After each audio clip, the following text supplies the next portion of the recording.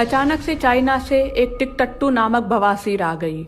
लोग अचानक से खुले में हगने लगे, पिछवाड़ा हिलाकर खुद को डांसर समझने लगे। खुले में मुजरा करना अब आम हो चला था और कई केसेस में तो लोग गोबर तक खाते पाए गए। अब लड़के और लड़कियां खुले में अपने पेट समान ढोलक को हिलाने लगे और अपना ढोलक बजाने लगे।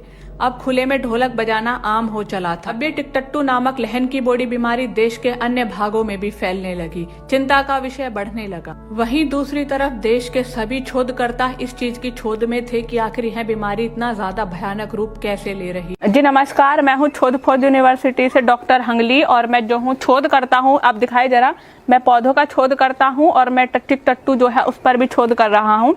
तो जो टिकटट्टू नामक बीमारी है उसके अंदर जो लोग होते हैं उनका जो फेस होता है, जो चेहरा होता है, वो ऐसा लगने लगता है जैसे उनको बवासीर है या फिर कब्ज है। बवासीर जैसे लक्षण टिकटट्टू बीमारी में अब आम होने लगे थे।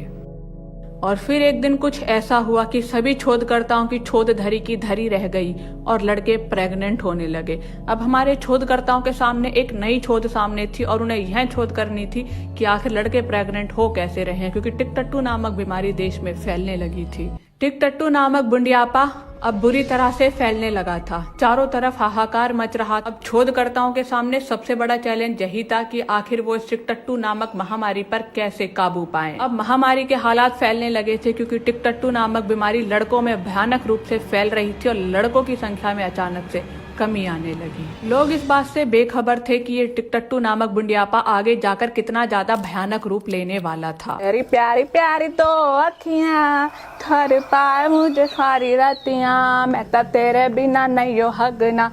डीजे की धुन पर रोना, विक्स और ग्लिसरीन लगाकर एंडी रोना करना, आंखों का एकदम लहन का बोड़ा पना कर लेना अब आम हो चला था। देखिए, जो टिकटट्टू नामक ऐप है इसके अंदर लड़कों के अंदर मीठा खाने की इच्छा पैदा होना, मम्मी को मेकअप करते हुए देखकर मेकअप करने की इच्छा पैदा होना, और ज्यादातर केसेस में हमने ये देखा है कि जो लड़के हैं उनका खट्टा खाने का मन बहुत करता है। अब सतरंगी हुतिया बनना आम हो चला था। लोगों के अंदर एक अलग ही प्रकार की गोबर चाल चल चुकी थी। लोग अपने बालों को अजीब तरीके से सतरंगी रंगों में रंगवाने लगे और सतरंगी हुतिया बनने लगे।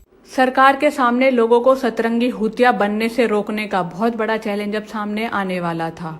देखिए, टिकटट्टू जो है उसके कुछ हमारे पास ऐसे केसेस भी आ रहे हैं जिसके अंदर जो लड़के हैं वो प्रेग्नेंट हो रहे हैं और भारी मात्रा में प्रेग्नेंट हो रहे हैं। तो ये हम शोधकर्ताओं के लिए बहुत बड़ी एक कहे तो हम चेतावनी है, बहुत बड़ा हमारे लिए चैलेंज है।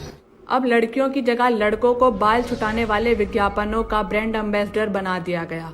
अब लड़के बाल छुटाओ विज्ञापनों को करते और लोगों को बालों को छुटाने की सीख देने लगे। साथ साथ में अपनी माँ और बहनों का मेकअप चोरी कर कर, खुद की मांग में सिंदूर भरकर खुद को एक पतिव्रता स्त्री की तरह कहने लगे और समझने लगे।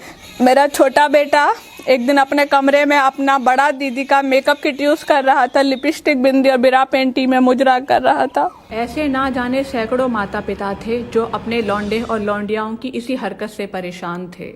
छोटा भीम देखने की उम्र में चुम्मा चाटी की बातें होने लगी। अचानक से मुजरा घर में जाकर मुजरा देखने वालों की संख्या में कमी आने लगी।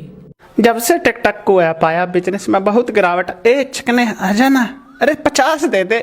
देखा कोई नहीं आता है, सब 200 रुपये का रिचार्ज कराकर पूरा महीना मुजरा देखता है फोन में ही टिकटक पे।